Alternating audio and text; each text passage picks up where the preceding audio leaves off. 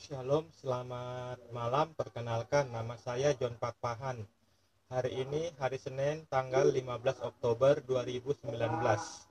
Pada malam hari ini saya akan bicara dengan tema Muhammad SAW Utusan Allah SWT bagian kedua. Saya ulangi, pada malam ini saya akan bicara dengan tema Muhammad SAW Utusan Allah SWT bagian kedua. Mari kita mulai.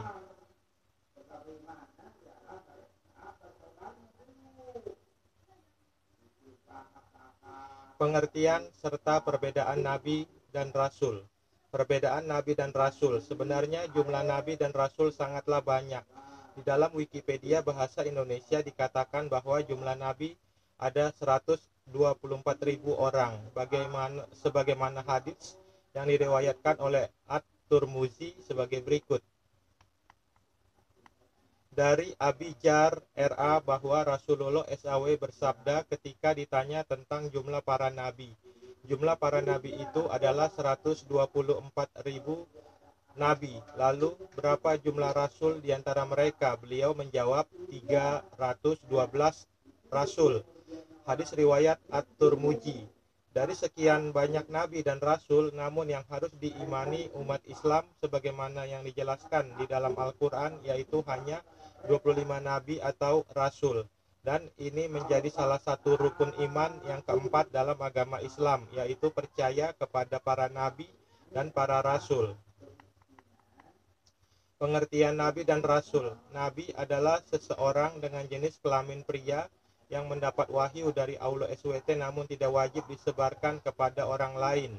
Rasul adalah seseorang dengan jenis kelamin laki-laki yang mendapatkan wahyu dari Allah SWT dan memiliki kewajiban untuk menyebarluaskan wahyu tersebut. Perbedaan para nabi dan para rasul. Dari definisi nabi dan rasul di atas, maka dapat disimpulkan perbedaan antara nabi dan rasul, yaitu para nabi boleh menyampaikan wahyu yang diterimanya tetapi tidak punya kewajiban atas umat tertentu atau wilayah tertentu, sementara kata rasul berasal dari kata risalah yang berarti penyampaian. Karena itu para rasul setelah lebih dulu diangkat sebagai nabi bertugas menyampaikan wahyu dengan kewajiban atas suatu umat atau wilayah tertentu dari semua rasul. Muhammad SAW sebagai nabi penutup yang mendapat gelar resmi di dalam Al-Quran, Rasulullah adalah satu-satunya yang kewajibannya meliputi umat dan wilayah seluruh alam semesta, rahmatan lil alamin. Nabi dan Rasul dalam Al-Quran. Al-Quran menyebut beberapa orang sebagai nabi. Nabi pertama adalah Adam. Nabi sekaligus Rasul terakhir ialah Muhammad SAW yang ditugaskan untuk menyampaikan Islam dan peraturan yang khusus kepada manusia di zamannya hingga hari kiamat. Isa yang lahir dari perawan Maryam binti Imran yang merupakan seorang nabi. Selain ke-25 nabi sekaligus rasul, ada juga nabi lainnya seperti dalam kisah Khidir bersama Musa yang tertulis dalam surat Al-Kahf ayat 66 sampai 82. Terdapat juga kisah Ujair dan Samuel, juga nabi-nabi yang tertulis di hadits dan Al-Quran seperti Yusua bin Nun, Zulkarnain, Ilyas dan Ilyasa dan Sid. Sedangkan orang suci yang masih menjadi perdebatan sebagai seorang nabi atau hanya wali adalah Luqman Al-Hakim dalam surat Luqman. Muhammad SAW penutup para nabi. Dalam syariat Islam dikatakan bahwa Muhammad adalah sebagai khataman nabiyyin atau penutup para nabi. Dalam Al-Quran telah dijelaskan pada surat Al-Ahzab ayat 40 menyatakan, Muhammad itu sekali-kali bukanlah bapa dari seorang laki-laki di antara kamu, tetapi dia adalah Rasulullah dan penutup nabi-nabi, dan adalah Allah Maha mengetahui segala sesuatu. Sekarang kita bicara ciri-ciri nabi dan rasul dalam Islam. Sekarang kita akan bicara tentang ciri-ciri nabi dan rasul dalam Islam. Ciri-ciri nabi dan rasul. Dari nama-nama 25 nabi Islam yang Anda ketahui, mereka memiliki 4 sifat. Mereka memiliki 4 sifat wajib dan 4 sifat mustahil. Saya ulangi sekali lagi. Dari nama-nama 25 nabi Islam yang Anda ketahui, mereka memiliki 4 sifat wajib dan 4 Sifat mustahil. Sifat wajibnya satu, sidik, artinya benar. Sifat mustahilnya adalah kijib atau dusta atau bohong. Sifat kedua, amanah, artinya dapat dipercaya. Sifat mustahilnya adalah khianat atau curang. Sifat ketiga, tablik, artinya menyampaikan wahyu dari Allah pada umat. Sifat mustahilnya adalah kitman, menyembunyikan wahyu. Sifat keempat adalah fatona, artinya cerdas dan pandai. Sifat mustahilnya adalah jahlun atau bodoh. Kita lihat Alkitab, Ulangan 18 ayat 21 sampai 22. Kita buka Alkitab Ulangan 18 ayat 21 sampai 22. Jika sekiranya kamu berkata dalam hatimu, bagaimanakah kami mengetahui perkataan yang tidak difirmankan Tuhan? Apabila seorang nabi berkata demi nama Tuhan dan perkataan itu tidak terjadi dan tidak sampai, maka itulah perkataan yang tidak difirmankan Tuhan. Dengan terlalu berani nabi itu telah mengatakannya, maka janganlah gentar kepadanya. Kita buka Alkitab Yeremia 28 ayat 9. Tetapi mengenai seorang nabi yang bernubuat tentang damai sejahtera, jika nubuat nabi itu digenapi, maka barulah ketahuan bahwa nabi itu benar-benar diutus oleh Tuhan. Kita lihat Al-Quran, buka Al-Quran surat 16 An-Nahl ayat 125. Al-Quran surat 16 An-Nahl ayat 125. Serulah manusia kepada jalan Tuhanmu dengan hikmah dan pelajaran yang baik, dan bantalah mereka dengan cara yang baik. Sesungguhnya Tuhanmu dialah yang lebih mengetahui tentang siapa yang tersesat dari jalannya, dan dialah yang lebih mengetahui orang-orang yang mendapat petunjuk. Ini penjelasan dari surat Luqman, ini penjelasan dari surat 16 An-Nahl ayat 125. Surat 16 An-Nahl 125 mengajarkan cara berdialog atau berdebat yang baik. Sekarang mari kita teliti. Sekarang marilah kita lihat apakah Muhammad SAW memenuhi 4 syarat menjadi nabi dalam Islam. Sekarang marilah kita teliti apakah Muhammad SAW memenuhi 4 syarat wajib dan 4 syarat mustahil dalam Islam. Sekarang saya ulangi. Sekarang marilah kita lihat apakah Muhammad SAW memenuhi 4 syarat untuk menjadi nabi dalam Islam. Syarat pertama tadi adalah jujur. Sifat mustahilnya adalah bohong. Kita lihat ini contoh, ini adalah bagian kedua dari Muhammad SAW utusan Allah SWT. Sambungannya inilah contoh kebohongan ke-16 Muhammad SAW. Ini sambungannya, kebohongan ke-16. Ini sambungan dari bagian pertama. Ini kebohongan ke-16, contoh kebohongan ke-16 Muhammad SAW. Ini contoh kebohongan ke-16 Muhammad SAW. Muhammad SAW mengatakan manusia yang sempurna dari kalangan laki-laki banyak. Saya ulangi, ini kebohongan ke-16 Muhammad SAW. Muhammad SAW mengatakan manusia yang sempurna dari kalangan laki-laki banyak. Kita lihat Yakobus 3 ayat 2. Yakobus 3 ayat 2. Sebab kita semua bersalah dalam banyak hal. Barang siapa tidak bersalah dalam perkataannya, ia adalah orang sempurna yang dapat juga mengendalikan seluruh tubuhnya. Saya ulangi, syarat menjadi manusia sempurna menurut Alkitab Yakobus 3 ayat 2. Sebab kita semua bersalah dalam banyak hal. Barang siapa tidak bersalah dalam perkataannya, ia adalah orang sempurna yang dapat juga mengendalikan seluruh tubuhnya.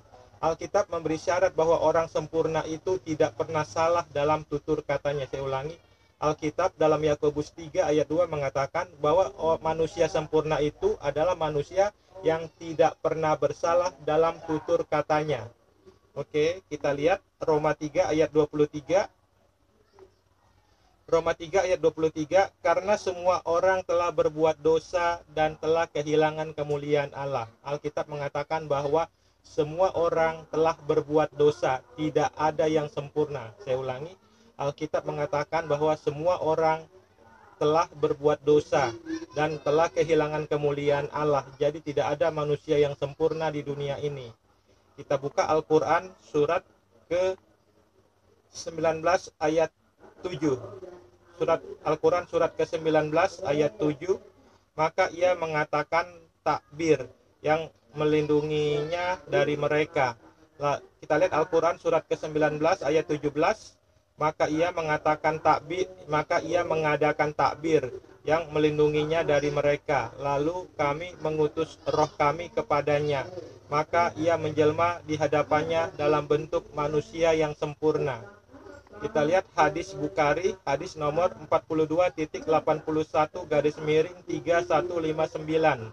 Hadis Bukhari nomor 42.81-3159.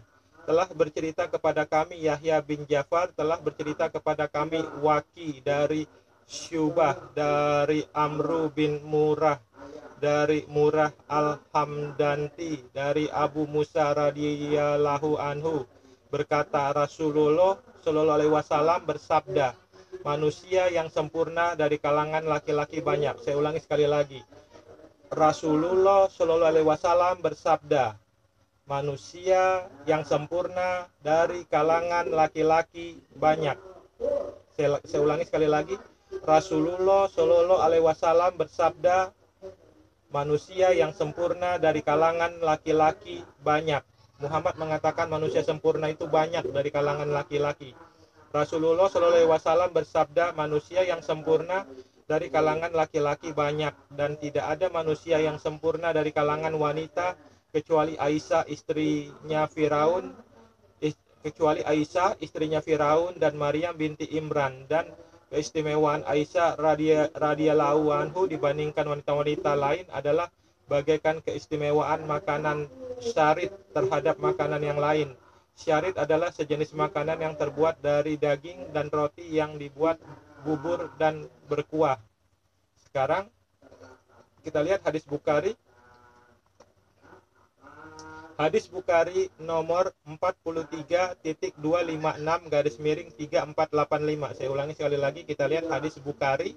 Hadis Bukhari nomor 43.256-3485. Telah bercerita kepada kami Adam, telah bercerita kepada kami Syubah berkata, dan diriwayatkan pula telah bercerita kepada kami Amru, telah mengabarkan kepada kami Syubah dari Amru bin Murrah, dari Abu Musa al-Ariarti radhiyallahu anhu berkata, Rasulullah Shallallahu alaihi wasallam bersabda, manusia yang sempurna dari kalangan laki-laki sekian banyak.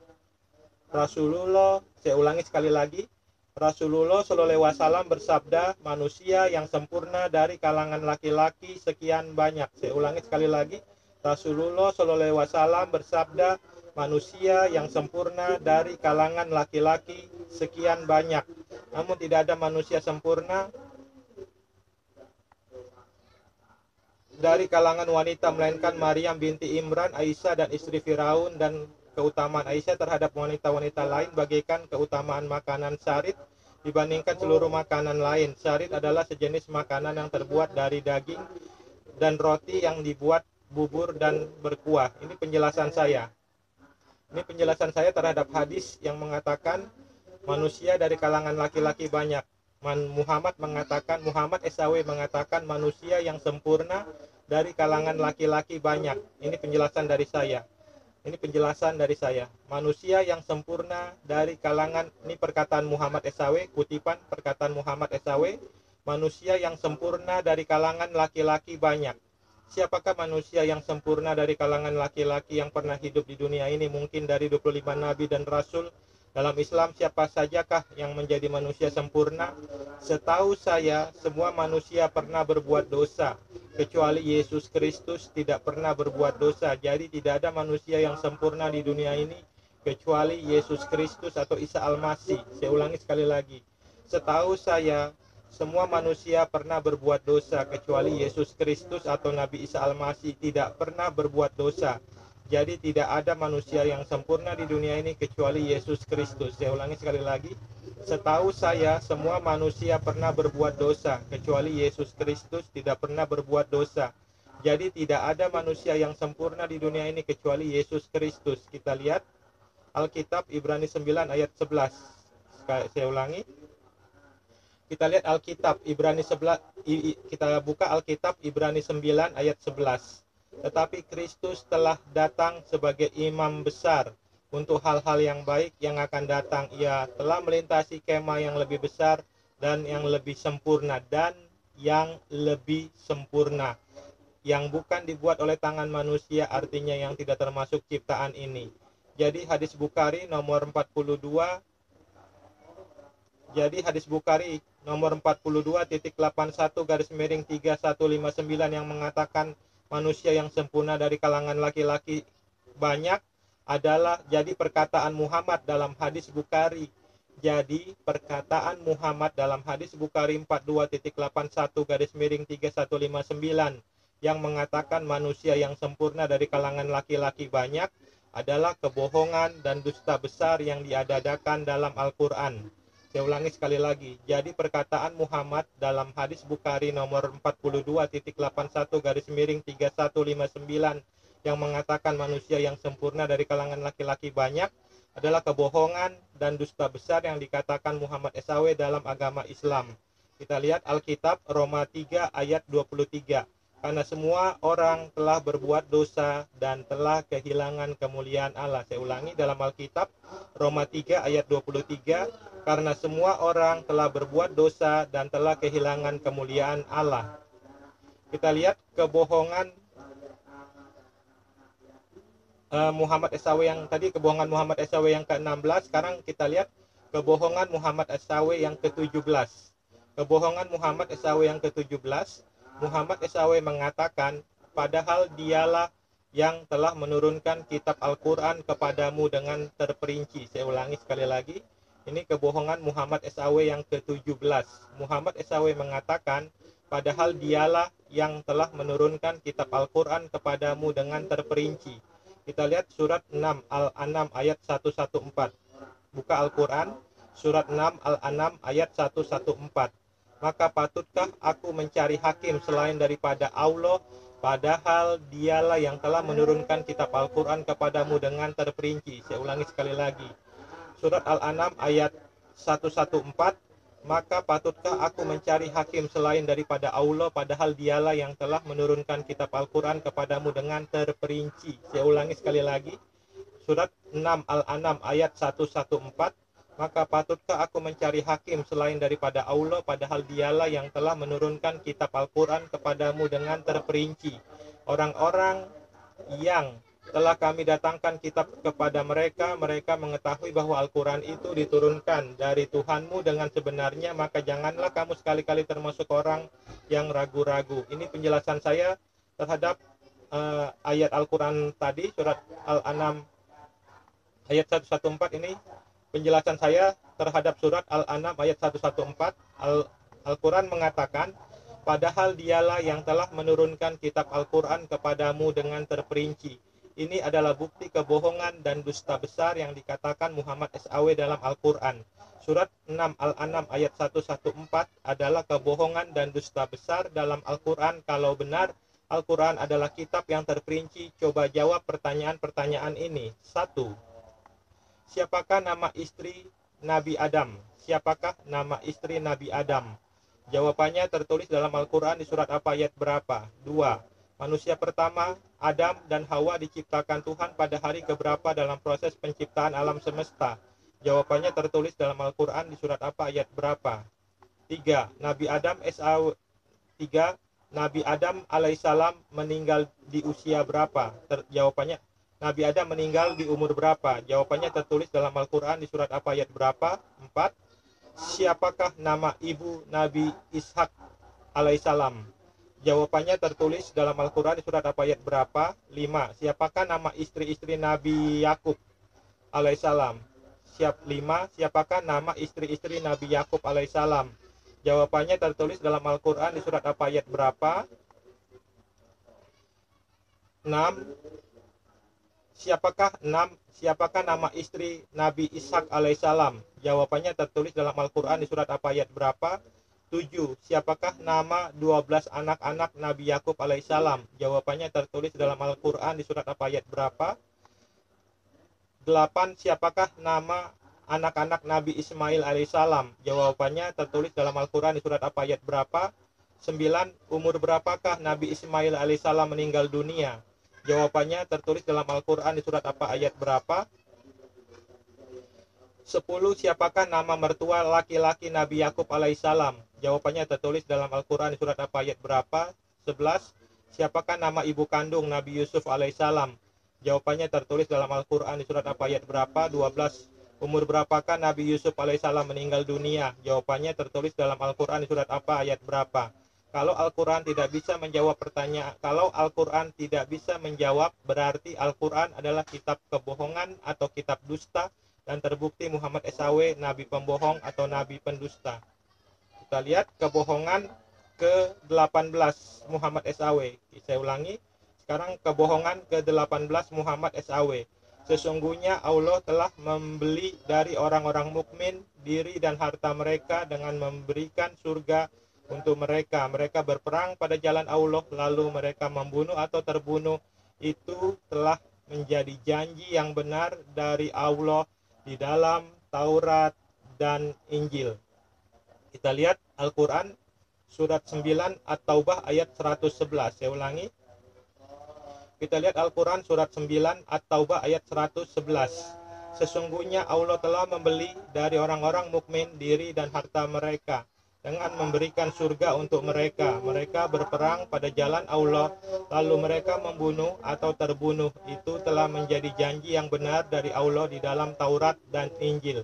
Itu telah menjadi janji yang benar dari Allah di dalam Taurat, Injil, dan Al-Quran. Saya ulangi sekali lagi. Itu telah menjadi janji yang benar dari Allah di dalam Taurat, Injil, dan Al-Quran. Saya ulangi sekali lagi. Itu telah menjadi janji yang benar dari Allah di dalam Taurat, Injil, dan Al-Quran. Dan siapakah yang lebih menepati janjinya selain daripada Allah, maka bergembiralah dengan jual beli yang telah kamu lakukan itu, dan itulah kemenangan yang besar. Ini penjelasan saya terhadap surat Al-Quran. Ini penjelasan dari saya terhadap surat 9 At-Taubah ayat 111. Ini penjelasan dari saya. Sesungguhnya Allah telah membeli dari orang-orang mukmin diri dan harta mereka dengan memberikan surga untuk mereka. Mereka berperang pada jalan Allah, lalu mereka membunuh atau terbunuh. Itu telah menjadi janji yang benar dari Allah di dalam Taurat, Injil, dan Al-Quran. Itu telah menjadi janji yang benar dari Allah di dalam Taurat, Injil, dan Al-Quran. Di mana tertulis dalam Taurat surat apa ayat berapa? Ayat yang mengatakan, sesungguhnya Allah telah membeli dari orang-orang mukmin diri dan harta mereka dengan memberikan surga untuk mereka. Mereka berperang pada jalan Allah, lalu mereka membunuh atau terbunuh. Itu telah menjadi janji yang benar dari Allah di dalam Taurat. Saya ulangi sekali lagi. Di mana tertulis di dalam Taurat, di mana ada tertulis dalam Taurat surat apa ayat berapa, ayat yang mengatakan sesungguhnya Allah telah membeli dari orang-orang mukmin diri dan harta mereka dengan memberikan surga untuk mereka. Mereka berperang pada jalan Allah, lalu mereka membunuh atau terbunuh. Itu telah menjadi janji yang benar dari Allah di dalam Taurat. Oke. Sekarang kita lanjutkan, di mana tertulis di dalam Injil di surat apa ayat berapa, ayat yang mengatakan sesungguhnya Allah telah membeli dari orang-orang mukmin diri dan harta mereka dengan memberikan surga untuk mereka. Mereka berperang pada jalan Allah, lalu mereka membunuh atau terbunuh. Itu telah menjadi janji yang benar dari Allah di dalam Injil. Saya ulangi sekali lagi, di mana ada tertulis dalam Injil surat apa ayat berapa, ayat yang dimana ada tertulis dalam Injil di surat apa ayat berapa, ayat yang berbunyi sesungguhnya Allah telah membeli dari orang-orang mukmin diri dan harta mereka dengan memberikan surga untuk mereka. Mereka berperang pada jalan Allah, lalu mereka membunuh atau terbunuh. Itu telah menjadi janji yang benar dari Allah di dalam Injil. Kalau tidak bisa dibuktikan, berarti Al-Quran adalah kitab kebohongan atau kitab dusta, dan terbukti Muhammad SAW berbohong atau berdusta. Saya ulangi sekali lagi, kalau tidak bisa dibuktikan, berarti Al-Quran adalah kitab kebohongan atau kitab dusta, dan terbukti Muhammad SAW berbohong atau berdusta. Itu adalah sebagian bukti Muhammad tidak memenuhi syarat pertama untuk menjadi nabi dalam Injil. Syarat pertama untuk menjadi nabi dalam Injil itu adalah bukti bahwa Muhammad SAW tidak memenuhi syarat menjadi nabi dalam Islam. Syarat pertama menjadi nabi dalam Islam adalah berkata jujur. Sifat mustahilnya adalah berkata bohong. Itu adalah contoh-contoh kebohongan Muhammad SAW. Masih banyak contoh kebohongan yang lain. Karena keterbatasan waktu, saya hanya bisa memberikan sampai di sini aja. Jadi pada inti kesimpulannya, Muhammad SAW tidak lolos syarat pertama menjadi nabi dalam Islam. Syarat pertama menjadi nabi dalam Islam adalah berkata jujur. Sifat mustahilnya adalah berkata bohong. Saya ulangi sekali lagi, Muhammad SAW tidak lolos syarat pertama menjadi nabi dalam Islam. Syarat pertama menjadi nabi dalam Islam adalah berkata jujur. Sifat mustahilnya adalah berkata bohong. Jadi Muhammad SAW bukanlah nabi utusan Tuhan semesta alam, tetapi nabi palsu. Terima kasih. Shalom. Tuhan Yesus Kristus memberkati.